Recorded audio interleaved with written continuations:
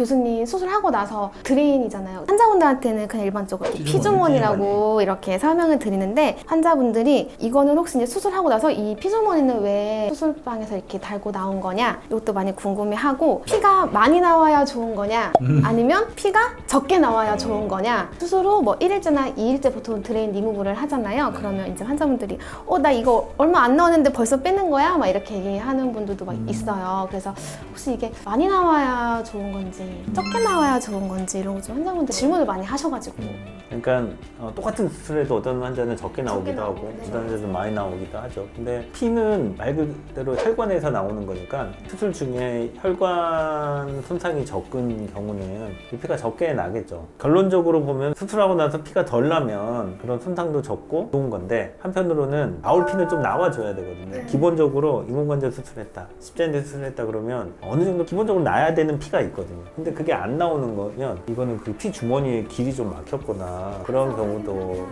있어요. 그래서 많이 나와야 좋다, 적게 나와야 좋다 이런 건 아닐 것 같고요. 대신 이제 넣었으면 이제 막히지 않고 충분히 나올 만큼 나와주는 게 중요할 것 같습니다. 그러면 계속 둬서 피를 계속 빼면 좋지 않느냐라고 생각할 수도 있지만 이게 몸의 외부랑 통하는 관이 있으면 염증이 생길 가능성이 있잖아요. 그리고 그것 때문에 재활이 지연되거든요. 피주머니가 있으면 환자들이 잘 안 움직이잖아요. 불편하니까.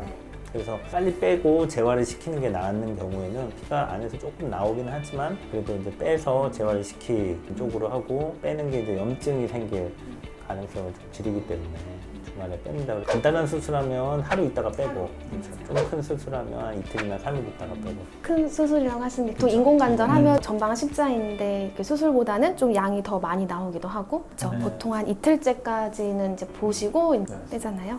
피주머니 왜 닿느냐? 수술하면 이렇게 뭐 조직을 뭐 자르고 절제하고 이렇게 하면 어쩔 수 없이 피가 생기게 되고 피가 안에 고여 있으면 통증도 생기고 이거 자체가 이제 재활을 좀 늦추거든요. 회복도 늦추고 염증이 생길 수도 있고 그러니까 불필요한 피가 체내에 남아있지 않도록 빨리 빼주는 목적으로 피주머니를 달죠. 수술하고 환자분들 보통 이제 보조기 네. 많이 사용하시잖아요. 그렇죠. 또 수술에 따라서 착용하는 보조기 종류도 이제 네. 다른 걸로 알고 있는데 환자분들 제일 많이 질문을 하는 게 이거 보조기 언제까지 착용해야 돼요? 이렇게 많이 물어보세요. 그거에 대해서 이야기 쉽게 설명 좀 그렇죠. 부탁드릴게요. 보조기가 사실은 필수적인 경우도 있고 또 필수적이지 않을 수도 있지만 보조적으로 또 환자들한테 어떤 안정성을 위해서 착용하기도 하죠. 아마 질환마다 조금 차이가 있는 보조기들이 있습니다. 자세한 얘기들도 나중에 또 할 기회가 있겠지만 일단 대략적으로 말씀드리면 이제 전방십자인대 같은 무릎의 주요 인대를 수술하는 경우에는 보통 앞쪽으로 더 밀려나가지 않도록 막아주는 형태의 보조기를 쓰고 내측이나 외측 쪽 인대가 다치는 경우라면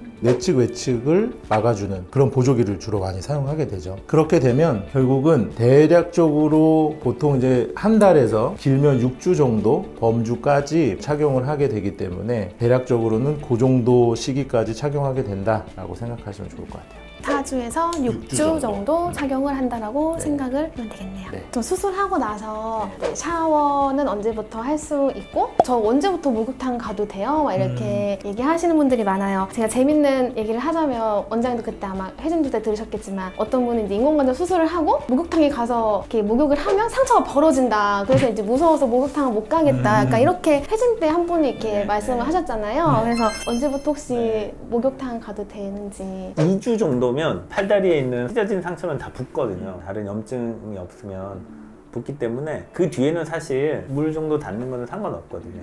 그러니까 우리가 2주에 실밥을 빼는 이유는 2주 정도면 이 실이 없어도 자기네들끼리 잘 붙어 있겠구나 해서 빼는 거잖아요. 근데 실밥을 빼고 나면 이 실 자리에 구멍도 이제 바로 다음날 막히니까 그 다음부터는 이제 물이 닿아도 안에 물이 들어갈 염려는 없죠. 근데 가끔 이제 이렇게 상처가 좀 잘 안 나서 늦어지는 경우면 조금 더 며칠 걸리기도 하고 또 어떤 경우는 이제 뭐 딱정이가 아직 좀 안 떨어지고 막 그러면 며칠 더 지연시키긴 하는데 샤워는 대부분 한 2주 정도면 가능하다. 바로 그냥 뭐 덥지 않고도 가능하고 통목욕은 방금 말씀드린 이유 피부에 아직 딱정이가 덜 났거나 피부가 아물긴 했어도 약간 좀 약해서 살짝 벌어질 것 같고 뭐 이런 경우도 있긴 하거든요. 그런 거 감안하면 평균 한 3주, 4주 정도면 통목욕은 가능하다. 그럼 보통 샤워는 2주부터 가능하고 그럼 뭐 목욕탕이나 통목욕은 그냥 환자분한테 그냥 알기 쉽게 그냥 수술하고 한 달 뒤부터 가세요 그렇게 하면 되겠네요. 2주가 안 됐는데 샤워를 하고 싶다. 그런 경우에는 수술 부위에 물이 들어가지 않게끔 랩핑이나 방수 테이프 같은 거 그런 거 해서 샤워를 하셔라 이렇게 설명을 드리면 되겠네요.